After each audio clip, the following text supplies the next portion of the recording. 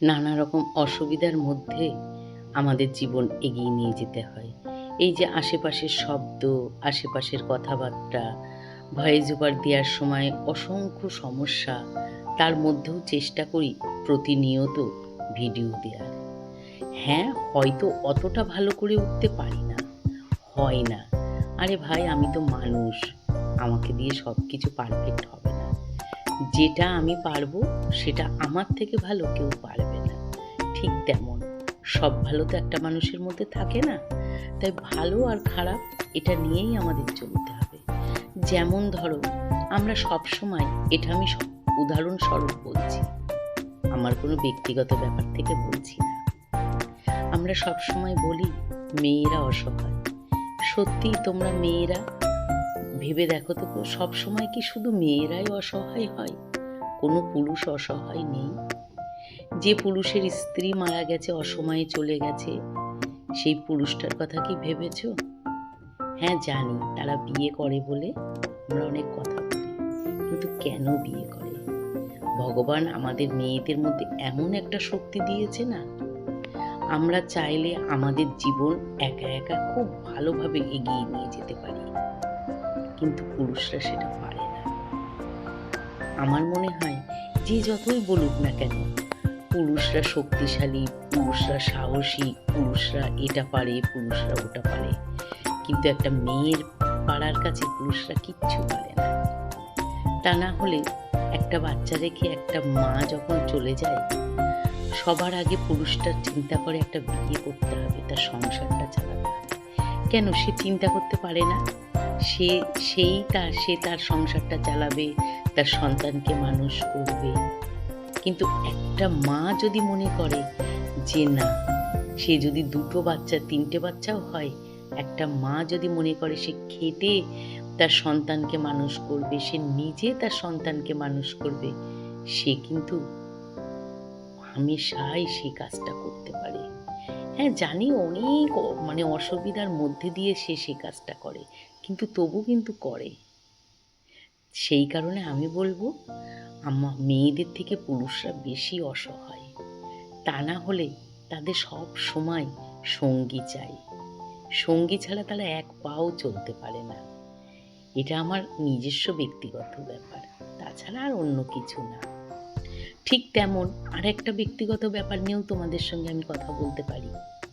যদি তোমরা শোনো, তোমাদের হাতে যদি সময় থাকে, তাহলে কিন্তু এই পুরো ভিডিওটা তোমাদেরকে দেখতে হবে। আর ভিডিওটা ভালো লাগলে অবশ্যই লাইক, কমেন্ট, শেয়ার করতে ভুলবে না।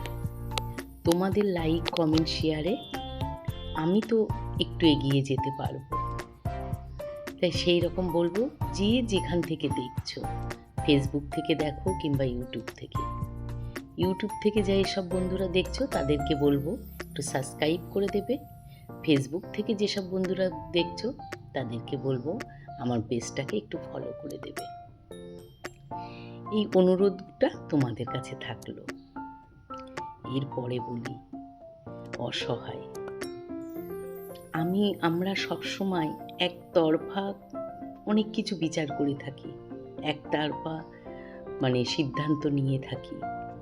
কিন্তু আমরা যদি সত্যিকারের ঠিকঠাক বিচার করে থাকি, ঠিকঠাক সিদ্ধান্ত নিয়ে থাকি, তাহলে কিন্তু আমাদের অনেক ভুল সঠিক হয়ে যেত। কিন্তু হয়তো ভগবান আমাদের সেটা দেয় না। সেই কারণে কারোর চোখের জলের শক্তি আছে, কেউ বা চুপ থেকে ভেতরে ভেতরে অজস্র কান্না কেঁদে যায়, যে কান্নাটা কেউ দেখতে পারে না। কেউ বা মুখের জোরে 10 জনের সামনে গিয়ে অবলীলায় তার কথাগুলো বলতে পারে, কেউ বা বলতে গেলে 1000 বার তাকে তার বিবেক বাধা দেয়। সে পারে না তার সব কথা সবার সামনে বলতে পারে না বলে সে কি অসহায় না? ঠিক তেমন কিছু কিছু ক্ষেত্রে আমি দেখেছি মেয়েদের চোখের জল, মেয়েদের চেঁচিয়ে বলা কথা, অনেক সঠিক পুরুষের সিদ্ধান্তকে আমরা নাকচ করে দিই, বলে দিই না, পুরুষই দোষী, মেয়েরা নির্দোষ। কিন্তু এটা কিন্তু সব ক্ষেত্রে হয় না। সব মেয়ে যেমন নির্দোষী হয় না, সব পুরুষও নির্দোষী হয় না।